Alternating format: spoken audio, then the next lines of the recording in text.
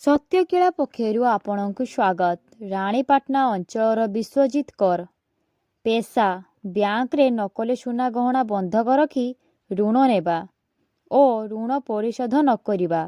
ଥରେ କି ଅଧେ ନୁହେଁ, ଏମିତି ସେ ତିନି ଥର ବ୍ୟାଙ୍କଗୁଡ଼ିକୁ ଠକି ଋଣ ନିଅନ୍ତି ଓ ମୋକଦ୍ଦମା ପରେ ପଡ଼ି ଜେଲ୍ ଯାଆନ୍ତି ଓ ଜାମିନରେ ଆସନ୍ତି।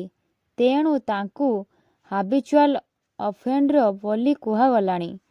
2008 ମସିହା ଟାଉନ ଥାନାରେ ଡିସେମ୍ବର ମାସ 4 ତାରିଖରେ 689 ମାମଲା ମୂଳେ IPC 294, 323, 354, 448, 506 ଏବଂ 34ରେ ଧରାପଡ଼ି ଜେଲ୍ ଯାଇଥିଲେ।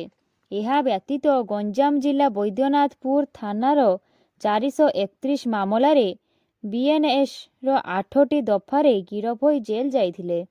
ତେବେ କିଛି ବର୍ଷ ତଳେ ବାଲେଶ୍ୱରର ଓଡ଼ିଶା ଗ୍ରାମୀଣ ବ୍ୟାଙ୍କରେ ନକଲି ସୁନା ଚୁଡ଼ି ଓ ନକଲି ସୁନାହାର ବନ୍ଧା ରଖି ବିଶ୍ୱଜିତ 4,48,000 ଟଙ୍କା ଋଣ ନେଇଥିଲେ।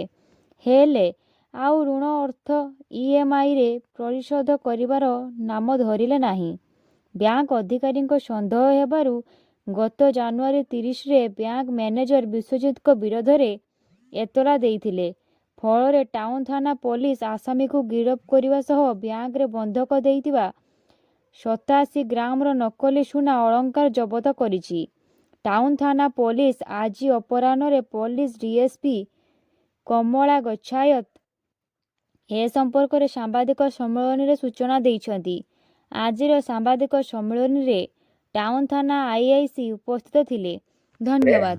ଜଣେ କଷ୍ଟମର ନକଲି ସୁନା 2024 ମସିହାରେ ବନ୍ଧା ଦେଇକିରି 4,48,000 ଟଙ୍କା ନେଇଥିଲେ। ତ ସେ ସୁନା ଆପ୍ରୋକ୍ସିମେଟଲି ହଉଛି 87.3 ଗ୍ରାମ୍ସ ଗୋଲ୍ଡ, 100 ଗ୍ରାମ ପାଖାପାଖି ସୁନା ତାକୁ ଦେଇକି ସେ 4,48,000 ଟଙ୍କା ଲୋନ୍ ନେଇଥିଲେ। ସେ ତାକୁ ସୁଝିଲେନି। ତେଣୁ ମ୍ୟାନେଜର ତାଙ୍କର ଯେତେବେଳେ ନ ସୁଝିଲେ ତାଙ୍କୁ ବାରମ୍ବାର ନୋଟିସ୍ କଲା, କିଛି ରିପ୍ଲାଏ ଦେଲେନି। ତାକୁ ସନ୍ଦେହ ହେବାରୁ କାଟିକି ଟେଷ୍ଟ କଲେ, ସେଥିରେ ସେ ନକଲି ସୁନା ତା ଭିତରେ ରୂପା ମିଶିକି ହେଇଛି।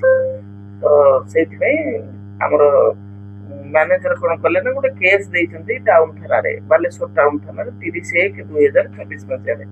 ସେଇ କେସ୍ ବଳରେ IIC ଟାଉନ ଆଉ ଷ୍ଟାଫ ଆମର ଆରେଷ୍ଟ କରିଛନ୍ତି।